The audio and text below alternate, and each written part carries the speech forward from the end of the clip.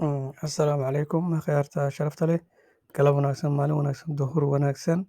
Waa Sam Crypto oo idiin soo gudbinaya akhbaarihii aad uga barateen. Suuqa wuu sii dhacayaa, suuqa wuu sii dhacayaa. Marka waxaan idin dhihi lahaa ka baxa, ama dadkiina ku xirtay stop loss. Stop losska sidan oo kale ayuu faa'iido ku leeyahay. 5 mirir keliya ayuu Ethereum wuxuu dhacay 3%. Haddaan eegno wuxuu dhacay yes 3% ayuu dhacay.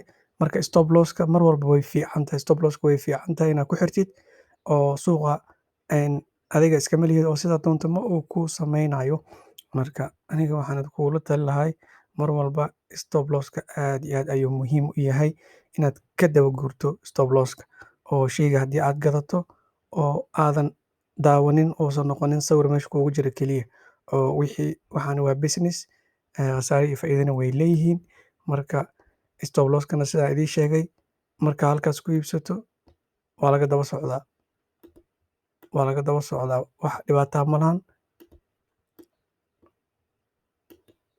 Stop losskaaga halkaasaa laga dhigaa. Marka halkaas ku iibsato stop losska halkaasaa laga dhigaa. Marka hadduu soo dhaco xitaa wuu kaa gadayaa. Mar walba adiga khasaare ma joogto, faa'iidaa joogtaa. Insha Allahna weliba keligiis maaha waxa soo dhacay, xataa Bitcoin asna wuu soo dhacay. Waa inuu soo dhaco waa wax la sugayay. Waxba ka welwelina wuu noqonayaa, laakiin adiga waxay qaadanaysaa maalmo. Haddii halkaasaasna wuu soo dhacay. Asaga in badan ma uusan soo dhicin, laakiin caadi ahaan wuu soo dhacayaa. Asaga wuxuu soo dhacay 2%. Dhammaan suuq oo dhan soo dhacay, asaga keligiis maaha. Marka suuqa aniga waan iskaga baxay. Stop loss ayaa iigu xiran.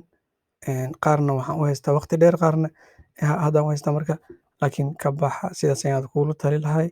Haddii aan eegno asna maxaa soo dhacay MCO asna imisuu lumiyey. MCO wuxuu u dhacay aad iyo aad u dhacay. Wuxuu lumiyey